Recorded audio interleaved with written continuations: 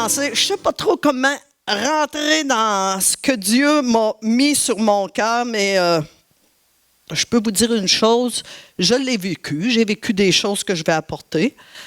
Je crois vraiment quand on vit des choses, souvent Dieu permet qu'on l'emmène d'une autre façon aussi parce qu'on l'a vécu justement. On connaît le message finalement.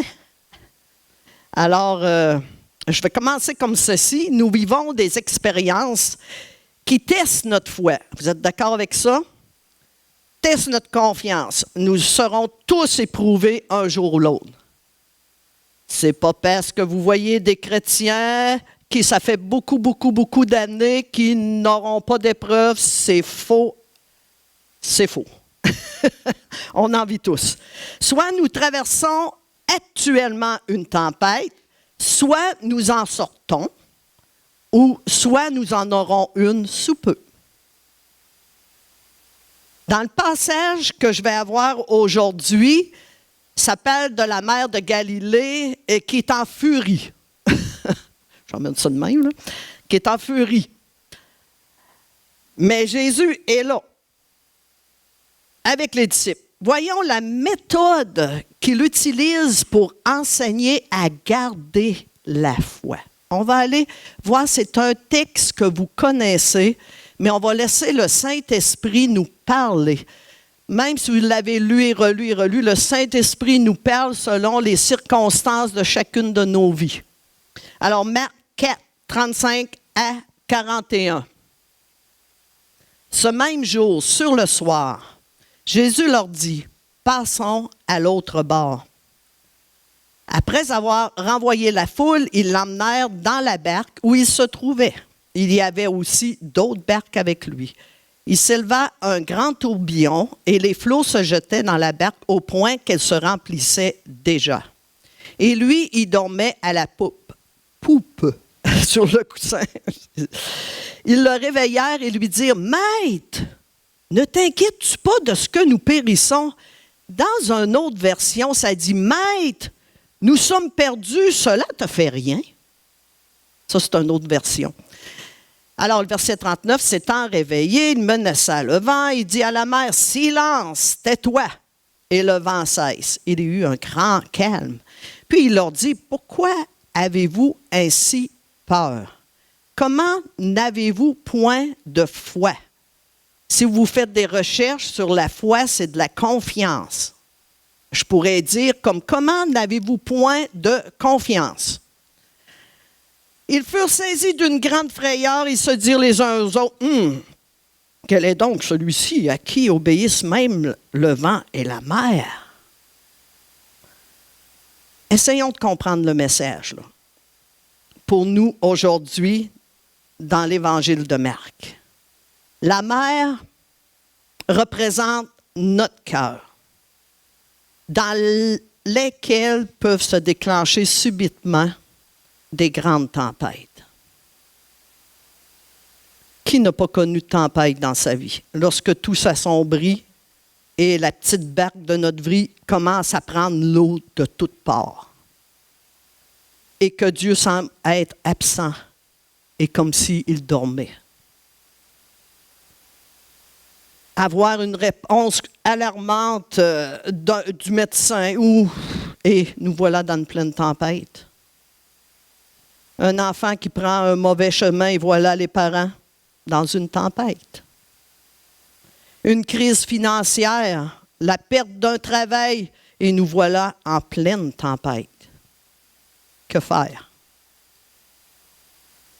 À quoi pouvons-nous nous rattacher? De quel côté pouvons-nous jeter l'ancre? Jésus ne nous donne pas de recette magique, OK? Pour éviter toutes les tempêtes de notre vie. Il n'a pas promis de nous épargner de toute difficulté. Tout le monde, que vous soyez chrétien ou pas, n'en vive. Mais il nous a promis la force pour les surmonter si nous lui demandons. Et lui, faisons confiance.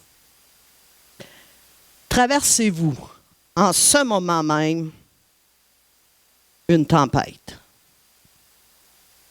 J'aimerais vous encourager à croire ce matin que Dieu peut, veut et va apaiser votre tempête.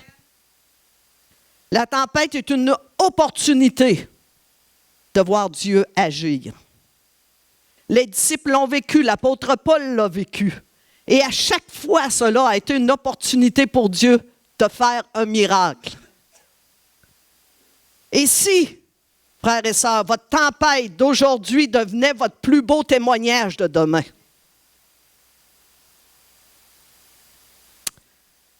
Vous savez, nous voyons que les journées de Jésus étaient souvent chargées, épuisantes. Ça nous dit qu'à chaque fois qu'il faisait un miracle, ses forces sortaient de lui.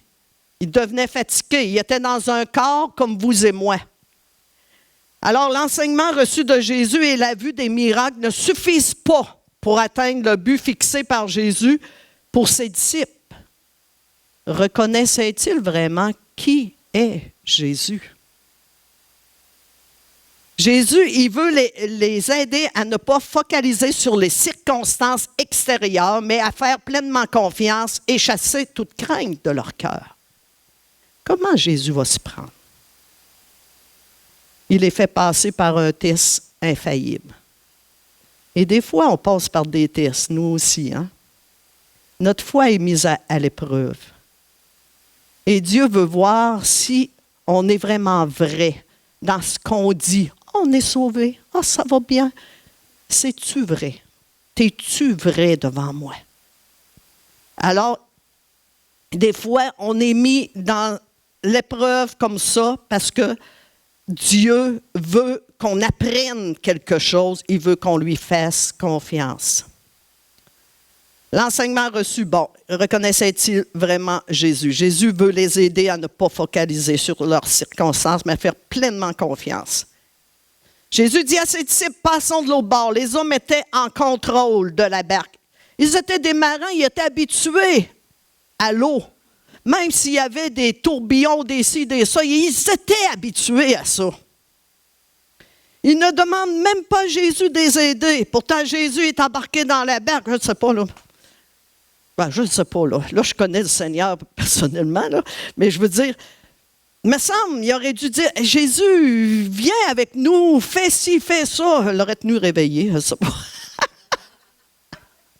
Mais, il ne demande même pas à Jésus de venir aider dans la barque, faire quelque chose. Alors, le début du voyage se passe plutôt bien. Pas de tempête, rien. Puis on peut se dire que la mer de Galilée, regardez ça dans un commentaire, il dit en 20 minutes, il peut faire très très beau, tu pars sur la mer, une grosse tempête va prendre en 20 minutes. Alors, le début du voyage se passe bien, nous pouvons imaginer chacun à sa tâche, Pierre le leader qui commande tout le monde dans la barque, et tout va bien. Jésus les regarde faire et il s'endort. C'était dans un corps humain, là. Quand on chantait tout à l'heure, il ne dort point, là, il ne dort. Jamais tu ne dors. Là, il était en corps humain comme nous, là. Soudain, un vent violent s'abat sur la mer. Pendant tout ce temps-là, là, ils ne peuvent pas s'empêcher de regarder vers Jésus, de constater qu'il dort profondément, tandis qu'eux sont en train de vivre une panique totale. Ils sont dans la grande panique. Et Jésus, lui, dort paisiblement. Cette histoire nous enseigne la position à adopter dans de telles circonstances. Ce que Jésus nous dit par cet exemple, c'est que nous sommes tous dans des barques. La barque famille, la barque église, la barque études, la barque travail, la barque amitié. Dans chacune de ces barques, des tempêtes se sont déjà abattues. Pour certains d'entre nous, des barques ont coulé. Les gens n'ont pas pu traverser la tempête. Ils ont coulé, ils sont partis. Pour d'autres, ils ont résisté, mais ils ont été fragilisés. Il y a une faille qui s'est faite, une blessure. Et ils retournent, Ils essaient d'avancer, mais ils retournent toujours vers en arrière. D'autres sont restés intacts, sont devenus plus forts. Parce qu'ils sont appuyés sur le Seigneur, sont devenus plus forts. Sans doute, les disciples avaient tout essayé avant de le déranger, pensant pouvoir s'en sortir par leurs propres moyens. Tout comme nous. On décide de prier quand on n'en peut plus, quand c'est le désespoir total. Mais avant, on le laisse de côté. Plusieurs d'entre nous, ça peut faire ça. Les disciples étaient tellement effrayés qu'ils réveillèrent Jésus en s'écriant « Mais ne t'inquiètes-tu pas de ce que nous périssons? » La réaction de Jésus est interpellante, là. Il ne reproche pas aux disciples de l'avoir réveillé ou dérangé. C'est pas ça du tout. Ce qu'il leur reproche, c'est d'avoir peur et de pas croire que Jésus ne se soucie pas d'eux.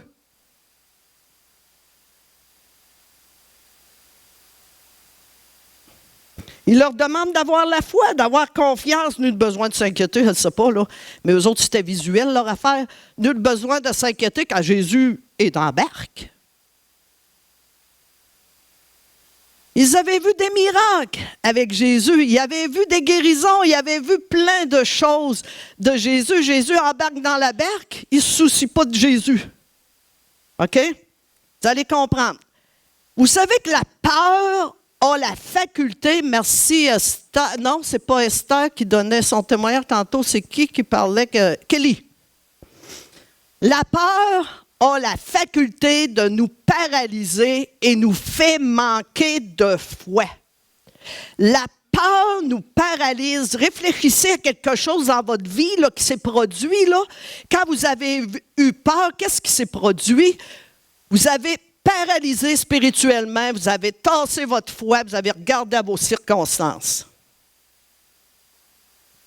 Et Jésus voulait leur apprendre à mettre leur confiance en lui.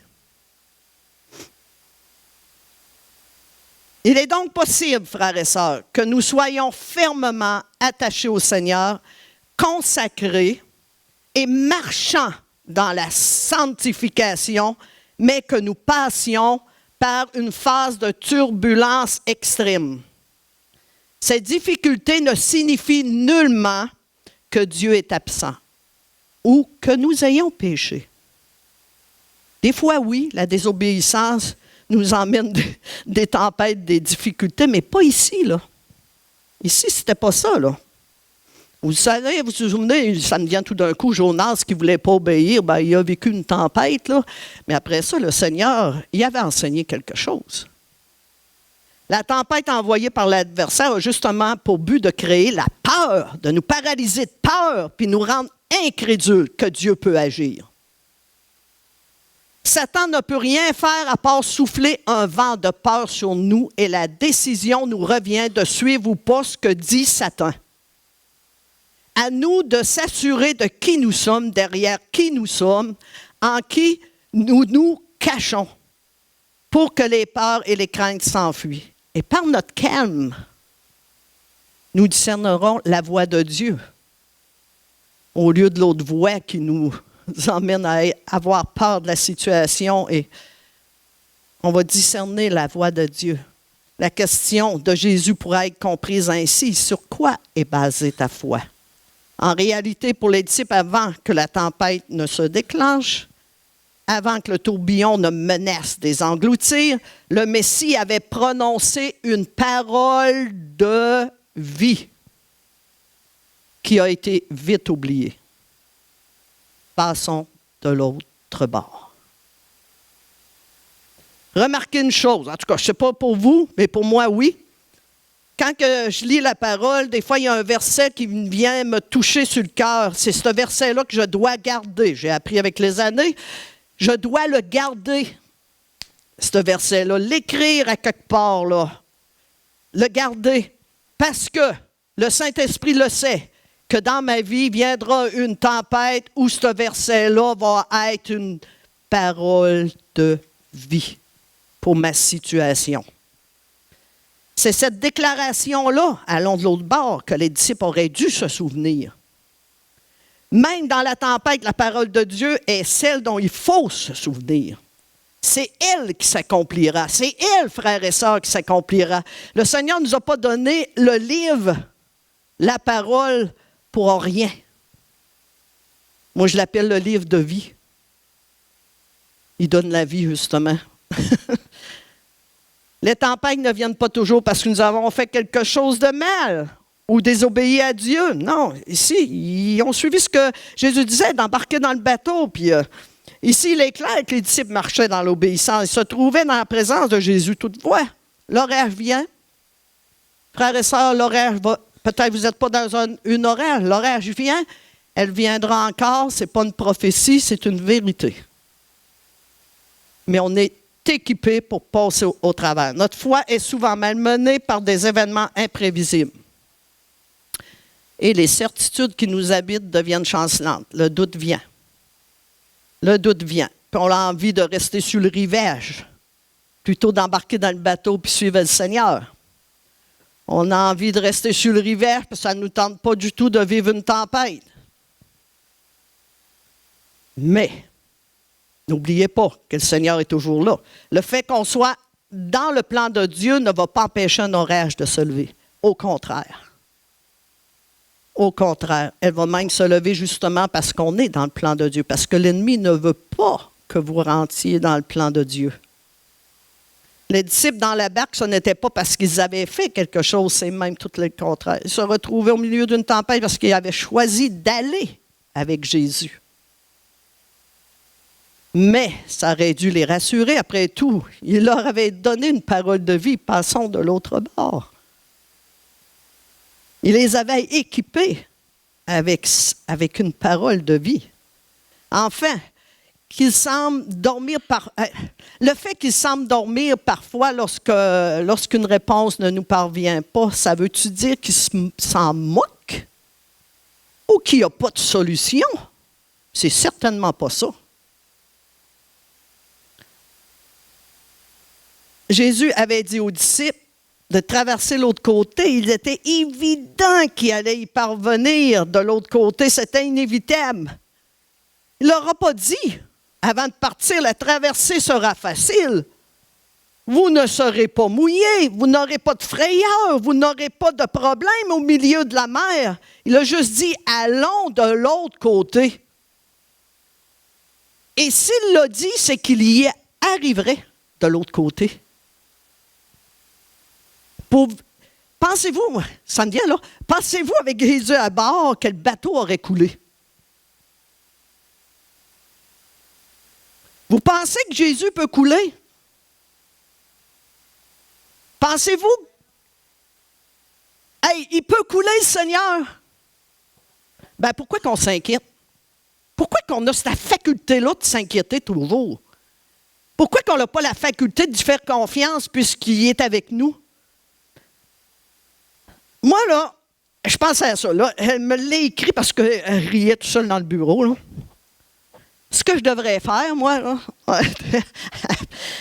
savoir là, ce que je sais aujourd'hui, puis être dans un bateau, là, mettons, là, avec plusieurs, vous voyez deux comiques en haut. Là. Ce que je devrais faire, c'est d'aller vers Jésus dans le bateau. Hein? Mais il me connaissant, je pense que je ne le réveillerais pas. Je pense pas. Mais une chose que je peux vous dire, par exemple, je me collerais à lui. Puis encore plus, je m'attaquerais à lui. Parce que tout peut couler, mais pas lui. À quelque part, je serais attaché à lui. La barque, elle peut prendre le bord, mais en étant attaché à lui, il va nous faire marcher sur l'eau. Ouais. Merveilleux. J'ai réalisé vraiment que Dieu s'intéresse moins à nos circonstances qu'à nos réactions et à notre attitude quand ça l'arrive. Le trouble. La souffrance est un instrument que Dieu va utiliser pour attirer notre attention, pour accomplir ses desseins dans notre vie. Elle nous oblige, la tempête, à se détourner de nous-mêmes. pour se tourner vers le Seigneur. Puis moi, je me rends compte qu'il y a des tempêtes qui perdurent, OK? Qui durent longtemps. Mais je pense que Dieu veut nous emmener à un point réfléchi. Tu as les yeux que sur la tempête. Moi, je veux que tu les emmènes sur moi, qui est la solution à ta tempête. Alors, Jésus donne une leçon de vie. Pour vaincre une épreuve, il faut passer au travers.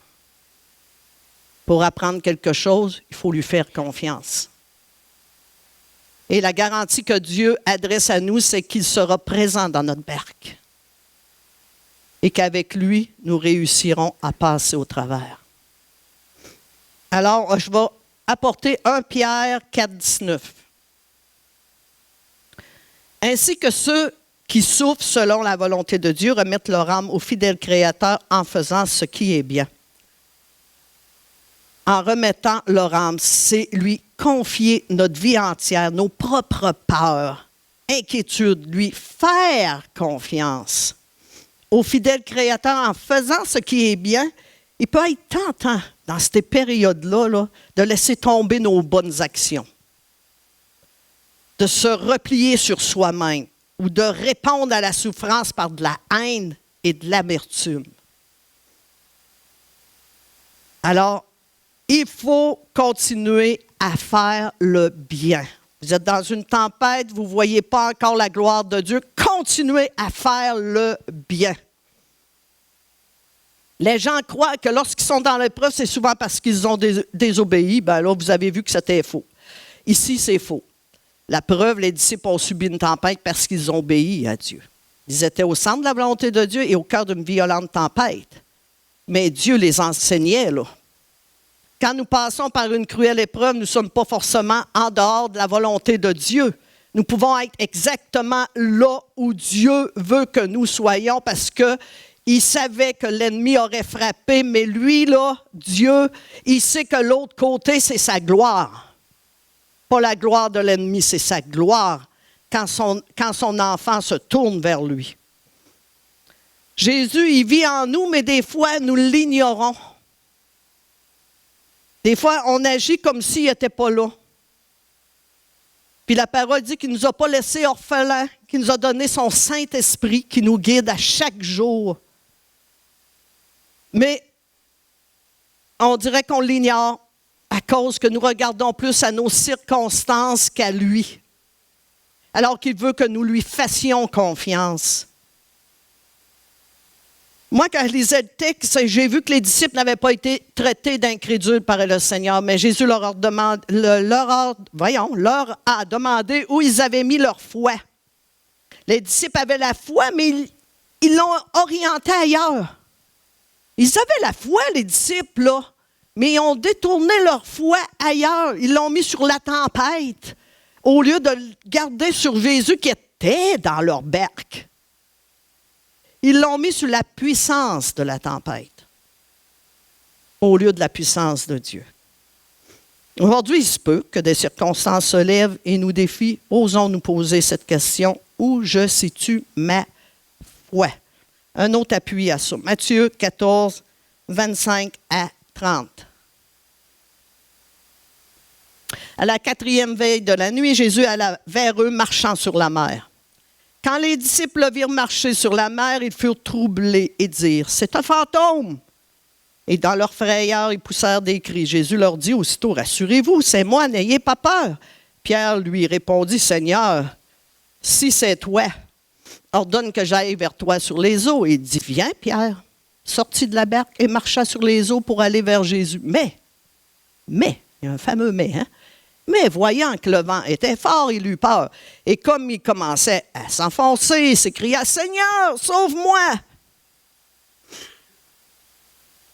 On voit là que Jésus rejoint ses disciples sur l'eau. Il les rassure en disant que c'est lui. Et Pierre lui demande d'aller vers lui en marchant sur les eaux. Tant et aussi longtemps que Pierre regardait Jésus, il marchait dans le surnaturel. C'est du surnaturel, là, marcher sur l'eau, vous essayerez ça. C'était du surnaturel. Soudain, Pierre porte ses regards ailleurs. Il regarde le vent. Il commence à avoir peur. Il devient paralysé par la peur. Aussitôt, il s'enfonce dans l'eau. Pourtant, Jésus était présent. Jésus était là. Est-ce qu'il y a quelque chose qui t'a fait peur en ce moment même, là? Dans ta tête, tu ne vois que ça. Tu es paralysé par la peur.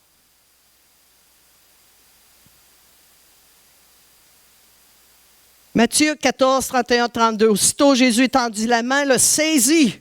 Et lui, mon Dieu, ça va avec tous vos chants, hein? étendit la main, le saisit. Homme de peu de foi, pourquoi as-tu douté? Pierre, tu avais la foi, pourquoi tu as marché là, sur l'eau? Là? Pourquoi tu as tossé ta foi pour regarder tes circonstances, tu as mis ta foi sur les circonstances, la puissance de la tempête, du vent, c'est-à-dire. Là.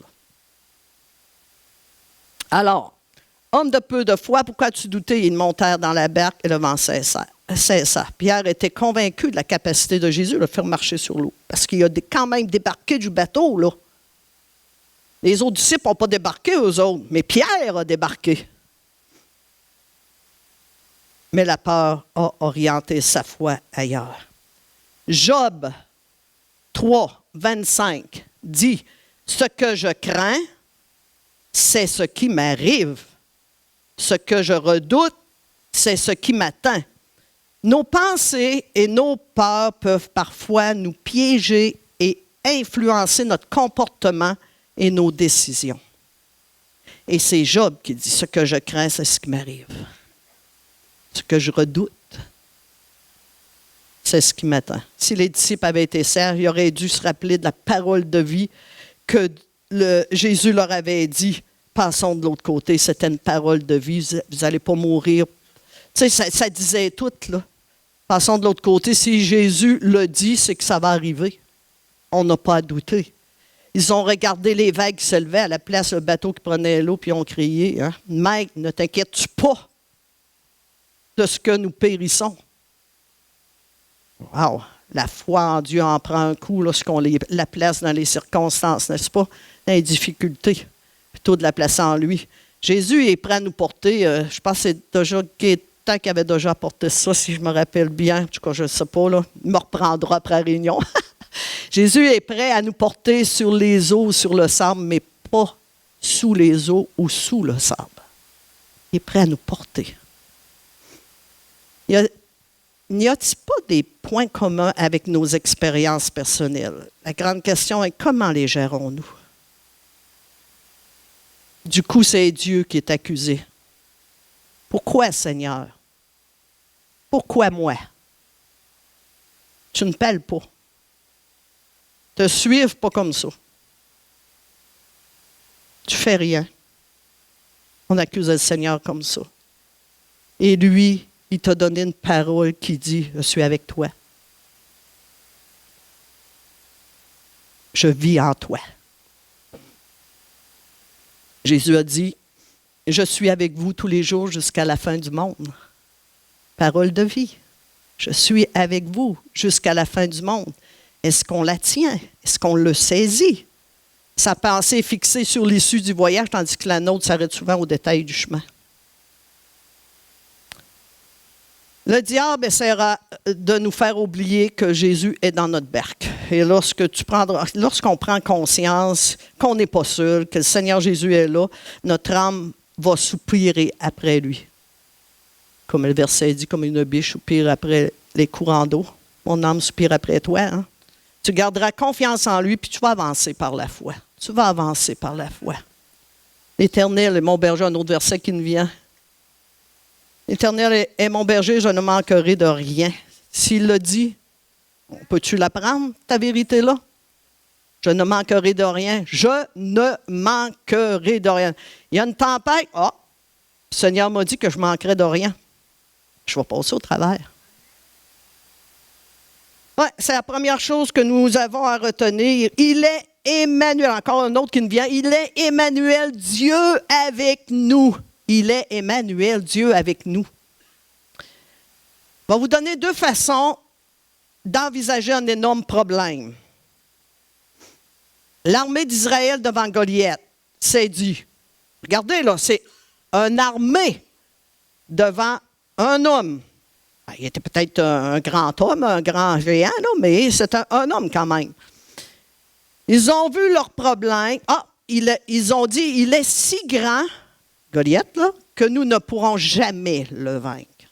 Une armée contre un homme. Ils ont vu leur problème plus grand que la puissance de Dieu.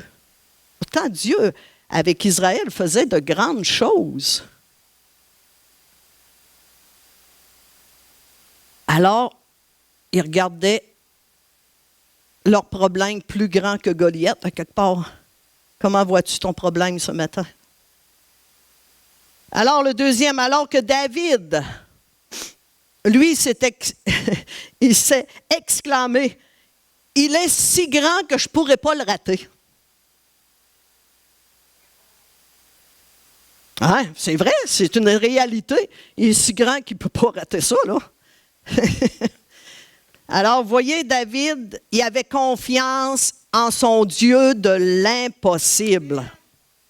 Il savait que Dieu, son nom était rabaissé par Goliath et que lui avait pour son dire la réputation de mon Dieu ne sera pas rabaissée. Il a été par la foi parce qu'il connaissait son Dieu, alors il a gardé le regard sur le Dieu de l'impossible. Tout peut s'agiter autour de nous, mais au-dedans de nous, nous devons tout faire pour garder notre paix et notre joie, même si nous avons l'impression que Jésus ne nous entend pas. Même si nous avons l'impression que cette période difficile ne s'arrêtera pas. Dieu souhaite que nous gardions espoir et que nous voyons les choses avec une nouvelle vision, la sienne. Le plus grand danger, là, n'était pas le vent et les vagues, c'était l'incrédulité des disciples. Il n'y avait pas de danger là, avec le vent et les vagues. Jésus était dans le bateau. Mais l'incrédulité, par exemple. Le Seigneur a dit quelque chose qui nous arrive très souvent. Écoutez bien ça, là. Nos plus gros problèmes sont en nous, pas autour de nous. Puis souvent, on a tendance à dire c'est tous les autres qui sont dans l'erreur, puis moi, je suis correct. Alors, nos plus gros problèmes sont en nous, mais pas autour de nous. Examinons-nous. Le Seigneur s'attendait qu'après tant de manifestations qu'ils avaient vues, les disciples, ils auraient dû savoir que le bateau avec Jésus à bord n'allait pas couler. Ils avaient vu des miracles et toutes sortes de guérisons et ils auraient dû savoir que c'était impossible qu'il coule avec Jésus à bord. Le problème est qu'ils ont été emportés par leurs sentiments et leurs émotions plutôt que la parole de Dieu qui leur avait été donnée. Une tendance réelle répandue dans le christianisme d'aujourd'hui. Les émotions et les sentiments. De l'autre côté, quelqu'un avait besoin. On va voir Marc 5:1. Ils arrivèrent de l'autre bord de la mer, dans le pays de Gadaréniens. Aussitôt que Jésus fut hors de la barque, il vient au-devant de lui, un homme sortant du sépulcre, possédé d'un esprit impur. Dieu voulait que cet homme-là reçoive la délivrance des esprits impurs. Il fallait que les disciples passent au travers de cette tempête parce que quelqu'un avait besoin de Jésus pour une délivrance. Quand la tempête est difficile à supporter, elle nous permet de nous appuyer sur notre Créateur et de mieux le connaître. En la vivant, nous pourrions nous sentir dépassés. Mais une fois qu'elle est passée, nous pouvons souvent voir qu'au travers de cette tempête-là, là, Dieu nous a portés. Dieu nous a portés. La confiance en Dieu, voilà le message de l'Évangile. Ce jour-là, il avait pris Jésus avec eux dans la barque avant de traverser et les disciples ont été sauvés. C'est pour nous également la meilleure garantie contre les tempêtes de la vie. Avec Jésus avec nous et le moyen pour garder Jésus dans notre petite barque de notre vie, c'est la foi, la confiance.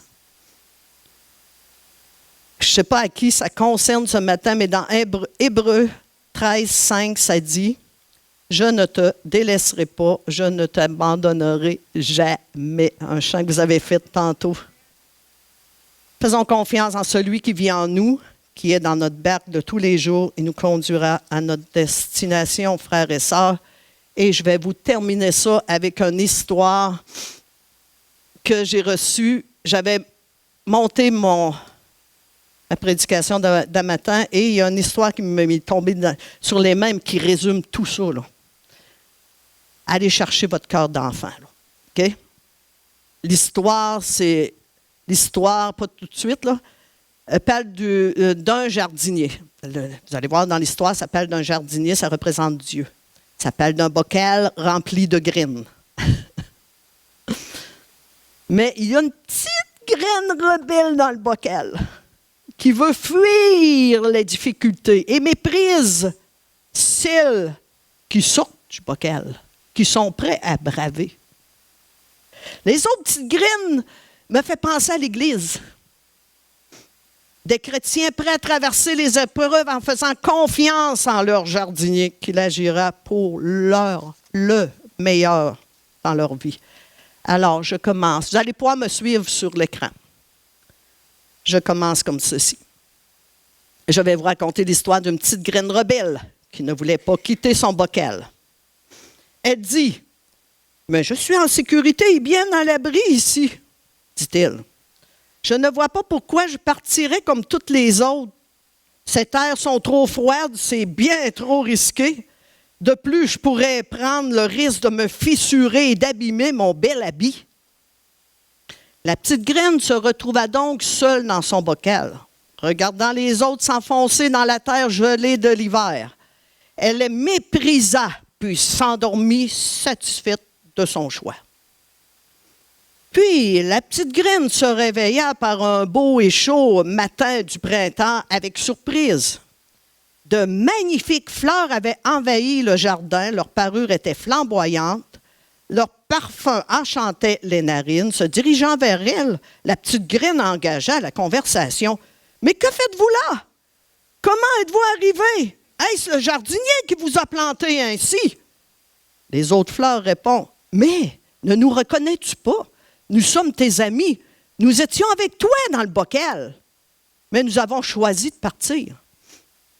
Il est vrai, nous avons dû endurer le froid, le noir, la peur parfois aussi. Nous ne savions pas ce qui allait nous arriver, mais nous avons fait confiance à notre jardinier. Il nous disait qu'il fallait passer par là si nous voulions accomplir notre destinée. Il est vrai, nos membranes se sont fissurées. Nous pensions que la fin était proche. Le désespoir, parfois même la colère, commençait à envahir nos cœurs. C'est alors que de nos fissures sortirent de magnifiques germes verts. Ceux-ci grimpaient de plus en plus haut pour enfin s'épanouir à la lumière et illuminer le jardin de nos belles couleurs chatoyantes. Oh, quel bonheur d'avoir bravé cette épreuve! Là, c'est toutes les graines qui parlent. Là. Quelle récompense magnifique! Nous avons placé notre totale confiance en lui. Et regarde, maintenant nos belles parures. La petite graine se rendit compte que son entêtement à fuir les épreuves ne lui avait en aucun cas apporté la joie, la paix qu'elle pensait. Bien au contraire. Mais ce qui est réconfortant, c'est qu'il n'est jamais trop tard pour changer d'avis. Le jardinier planta la petite graine l'année suivante. Une somptueuse fleur était née. Et ce qu'elle ne savait pas encore, c'est qu'elle-même produirait d'autres petites graines. Non seulement elle avait vaincu l'hiver, mais elle avait aussi produit du fruit autour d'elle. Elle avait participé à embellir le jardin. comptez sur votre jardinier. Même dans le noir, il est toujours là. Alors, malgré vos fissures apparentes, le Seigneur en produira toujours du bon fruit pour nous-mêmes, mais aussi pour bénir, encourager les autres dans leur foi. Et tout cela pour un même et unique but, la gloire de Dieu. Les semences de la foi sont toujours en nous. Parfois, il faut une crise pour les nourrir et encourager leur croissance. Ça vient de Suzanne Taylor, journaliste chrétienne. Et ce matin, Jésus t'adresse cette parole. Je ne sais pas qui est concerné, mais c'est rare quand on traverse des choses que ça ne concerne pas quelqu'un aussi dans les frères et sœurs. C'est plutôt rare. Et ce matin, Jésus t'adresse cette parole. Viens et suis-moi. Monte dans la barque. Elle en vaut la peine. Je demanderai aux musiciens d'avancer tranquillement. Le voyage risque d'être assez intéressant. Et puis, tu verras surtout que je suis dans cette barque. Et c'est ça qui change tout. C'est ça qui change tout. Toi qui passes par l'épreuve, toi qui es dans une tempête ce matin, j'espère que je vous ai encouragé. Que le Seigneur ne vous abandonne pas. Il est là. Mais souvent, c'est nous qui attendons et attendons jusqu'aux dernières ressources pour dire, Seigneur, viens m'aider. Viens m'aider. Pardonne-moi si je t'ai mis de côté et regardez à la tempête. Vous comprenez que le Seigneur nous enseigne, ce n'est pas un Dieu qui nous claque les doigts, c'est un Dieu qui nous aime, c'est un papa d'amour, il nous aime. Alors, je vais prier et s'il y en a qui ont des besoins, vous pouvez avancer, faire un pas de foi devant Dieu, il y a une équipe de prière. Sinon, on clôturera après. Alléluia, Jésus. Gloire à toi, Seigneur éternel. Seigneur, je veux te remercier, Seigneur, pour ta parole, Seigneur. Ta parole qui donne vie. Mon Dieu, on a tellement besoin de toi. On a tellement besoin de toi, puis des fois, on te met de côté. On regarde plus à nos circonstances qu'à toi. Alors, ce matin, on veut se placer devant toi. On veut vraiment faire un pas de foi ce matin. Vraiment te dire, Papa d'amour, tu es tout pour nous. On a besoin de toi. On a besoin que ton Saint-Esprit nous guide afin que regarder, pas aux circonstances, mais à toi. Seigneur, bénis ta parole ce matin. Qu'elle puisse porter du fruit à 100% dans nos vies, dans nos cœurs. Qu'on ne soit pas oublieux de ta parole, mais qu'on la saisisse, qu'on la chérisse, parce que c'est une parole de vie. Seigneur, bénis mes frères et sœurs, bénis-les en abondance et conduis-les toujours dans la vérité. Garde-les dans les chemins étroits et resserrés, parce que le chemin large, c'est le chemin de la perdition. Et Seigneur, on ne veut pas aller dans ce chemin-là. Même si des fois on regarde à côté, ben Saint-Esprit, ramène-nous le regard vers le Seigneur. Merci Jésus, merci pour ta présence. Merci, merci Seigneur de t'avoir fait connaître dans chacune de nos vies. Nous qui étions perdus, complètement perdus, tu nous as retrouvés. C'est toi qui nous as appelés, c'est toi qui es venu vers nous. Alors, pardonne-nous les fois qu'on s'est rebellé ou qu'on s'est détourné de ta parole quand elle nous parlait ou qu'on s'en foutait ou qu'on l'ignorait. Aide-nous à se concentrer quand on lit la parole parce qu'elle est vie dans les cœurs. Elle prend racine dans les cœurs. Elle porte du fruit à 100%. Aide-nous, Seigneur. Alléluia. J'ai prié dans le beau nom de Jésus.